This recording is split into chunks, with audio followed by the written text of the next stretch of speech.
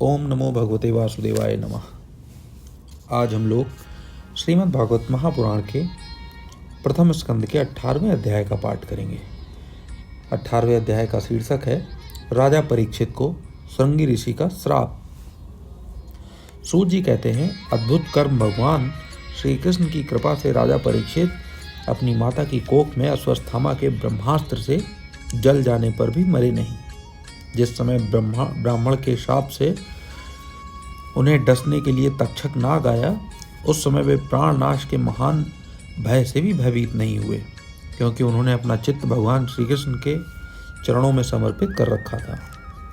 उन्होंने सबकी आसक्ति छोड़ दी, गंगा तट पर जाकर श्री सुखदेव जी से उपदेश ग्रहण किया और इस प्रकार भगवान के स्वरूप को जानकर अपने शरीर को त्याग दिया।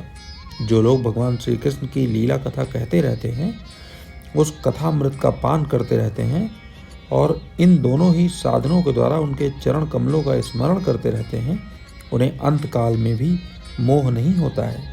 जब तक पृथ्वी पर अभिमन्यु नंदन महाराज परीक्षित सम्राट रहे, तब तक चारों ओर व्याप्त हो जाने पर भी कलयुग का कुछ भी प्रभाव नहीं रहा। वैसे तो जिस क्षण श्री कृष्ण ने पृथ्वी का परित्याग किया था, उसी समय पृथ्वी में अधर्म का मूल कारण कलयुग आ गया था। भ्रमर के समान सारग्राही सम्राट परीक्षित कलयुग से कोई द्वेष नहीं रखते थे, क्योंकि इसमें यह एक बड़ा गुण है कि पुण्य कर्म तो संकल्प मात्र से ही फलीभूत हो जाते हैं, परंतु पाप कर्म का फल शरीर से करने पर ही मिलता है, संकल्प मात्र से नहीं। यह भेड़िए के समान बालकों के प्रति शूरवीर और धीर वीर पुरुषों के लिए बड़ा भीरू है। यह प्रमादी मनुष्यों को अपने वश में करने के लिए सदा ही सावधान रहता है। शौनकादि ऋषियों, आप लोगों को मैंने भगवान की कथा से युक्त राजा परीक्षित का पवित्र चरित्र सुनाया है। आप लोगों ने यही पूछा था। भगवान श्री कृष्ण कीर्तन करने योग्य बहुत सी लीलाएं करते हैं, इसलिए उनके गुण और लीलाओं से संबंध रखने वाली जितनी भी कथाएं हैं, कल्याणकामी पुरुषों को उन सब का सेवन करना चाहिए। ऋषियों ने कहा, सौम्य स्वभाव सूत जी, आप युग युग जिए, क्योंकि मृत्यु के प्रवाह में हम पड़े हुए लोगों को आप भगवान श्री कृष्ण की अमृतमयी उज्जवल कीर्ति का श्रवण कराते हैं। यज्ञ करते करते उसके धुएं से हम लोगों का शरीर धूमिल हो गया है, फिर भी इस कर्म का कोई विश्वास नहीं है। इधर आप तो वर्तमान में ही भगवान श्री कृष्ण चंद्र के चरण कमलों का मादक और मधुर मधु पिलाकर हमें तृप्त कर रहे हैं। भगवत प्रेमी भक्तों के लव मात्र के सत्संग से स्वर्ग एवं मोक्ष की भी तुलना नहीं की जा सकती। फिर मनुष्यों के तुच्छ भोगों की दो बात ही क्या है? ऐसा कौन सा रस मर्मज्ञ होगा जो महापुरुषों के एकमात्र जीवन सर्वस्व श्री कृष्ण की लीला कथाओं से तृप्त हो जाए? समस्त प्राकृत गुणों से अतीत भगवान के अचिंत्य अनंत कल्याणमय गुणगणों का पार तो ब्रह्मा शंकर आदि बड़े बड़े योगेश्वर भी नहीं पा सके।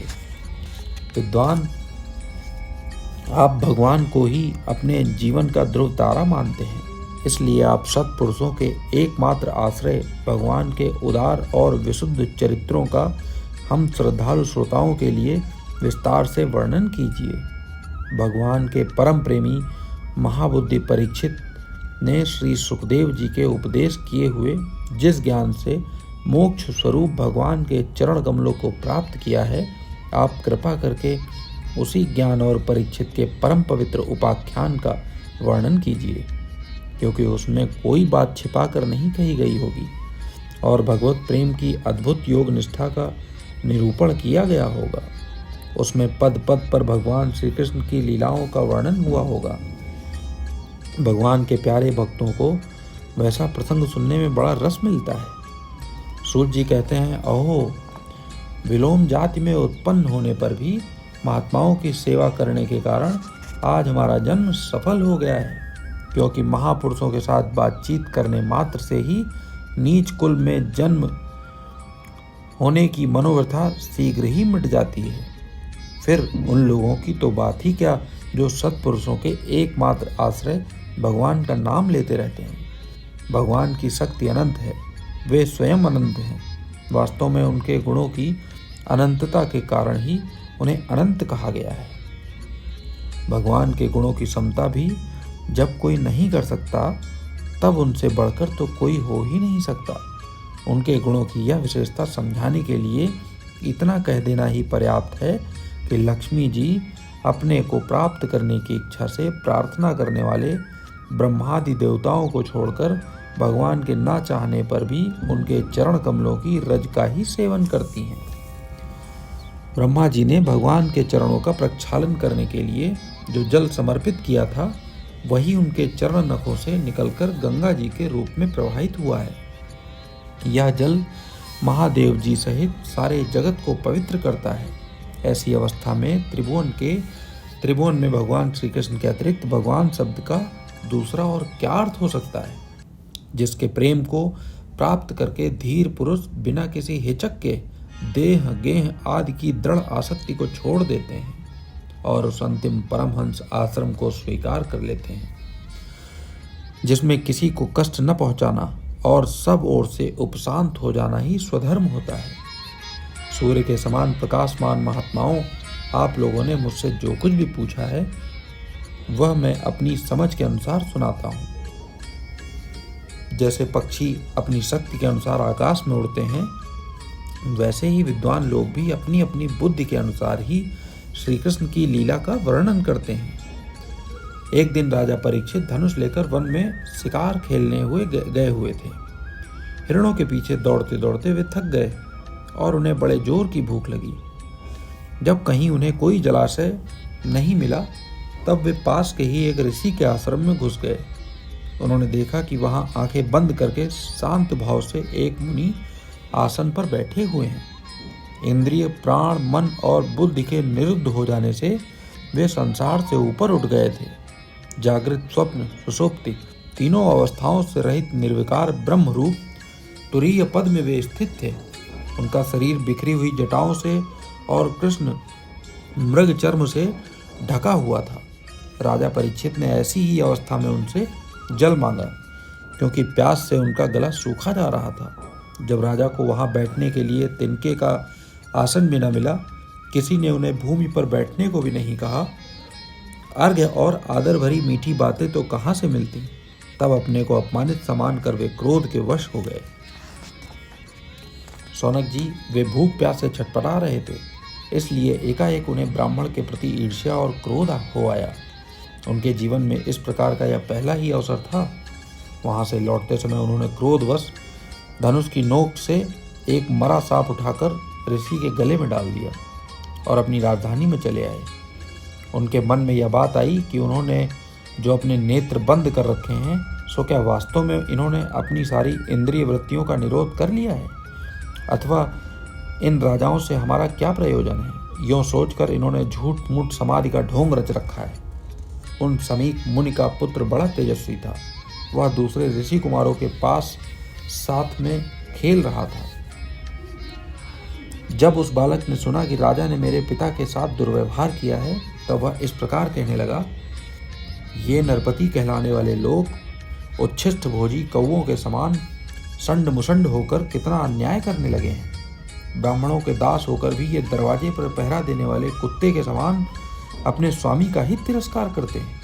ब्राह्मणों ने क्षत्रियों को अपना द्वारपाल बनाया है, उन्हें द्वार पर रहकर रक्षा करनी चाहिए। घर में घुसकर स्वामी के बर्तनों में खाने का उसे अधिकार नहीं है। अतएव उन्मार्गगामियों के शासक भगवान श्री कृष्ण के परम धाम पधार जाने पर इन मर्यादा तोड़ने वालों को आज मैं दंड देता हूँ। मेरा तपोबल देखो। अपने साथी बालकों से इस प्रकार कहकर क्रोध से लाल लाल आंखों वाले उस ऋषि कुमार ने कौशिकी नदी के जल से आचमन करके अपने वाणी रूपी वज्र का प्रयोग किया। कुलांगार परीक्षित ने मेरे पिता का अपमान करके मर्यादा का उल्लंघन किया है, इसलिए मेरी प्रेरणा से आज के 7वें दिन उसे तक्षक सर्प डस लेगा। इसके बाद वह बालक अपने आश्रम पर आया और अपने पिता के गले में सांप देखकर उसे बड़ा दुख हुआ तथा वह ढाड़ मार कर रोने लगा। विप्रवर सौनक जी, शमीक मुनि ने अपने पुत्र का रोना चिल्लाना सुनकर धीरे धीरे अपनी आंखें खोली और देखा कि उसके गले में एक मरा हुआ सांप पड़ा हुआ है। उसे फेंक कर उन्होंने अपने पुत्र से पूछा, बेटा तुम क्यों रो रहे हो? किसने तुम्हारा अपकार किया है? उनके इस प्रकार पूछने पर बालक ने सारा हाल कह दिया। ब्रह्मर्षि समीक ने राजा के शाप की बात सुनकर अपने पुत्र का अभिनंदन नहीं किया। उनकी दृष्टि में परीक्षित शाप के योग्य नहीं थे। उन्होंने कहा, ओह मूर्ख बालक, तूने बड़ा पाप किया है। खेद है कि उनकी थोड़ी सी गलती के लिए तूने उनको इतना बड़ा दंड दे दिया। तेरी बुद्धि अभी कच्ची है। तू भगवत स्वरूप राजाओं को साधारण मनुष्य के समान नहीं समझना चाहिए, क्योंकि राजा के दुस्साहस तेज से सुरक्षित और निर्भय रहकर ही प्रजा अपना कल्याण संपादन करती है। जिस समय राजा का रूप धारण करके भगवान पृथ्वी पर नहीं दिखाई देंगे, उस समय चोर बढ़ जाएंगे और आरक्षित भेड़ों के समान एक क्षण में ही लोगों का नाश हो जाएगा। राजा के नष्ट हो जाने पर धन आदि चुराने वाले लोग, जो चोर जो पाप करेंगे, उनके साथ हमारा कोई संबंध न होने पर भी वह हम पर भी लागू होगा, क्योंकि राजा के न रहने पर लुटेरे बढ़ जाते हैं और वे आपस में मारपीट गाली गलौज करते रहते हैं। साथ ही पशु, स्त्री और धन संपत्ति भी लूट लेते हैं। उस समय मनुष्यों का वर्णाश्रमाचार युक्त वैदिक आर्य धर्म लुप्त हो जाता है।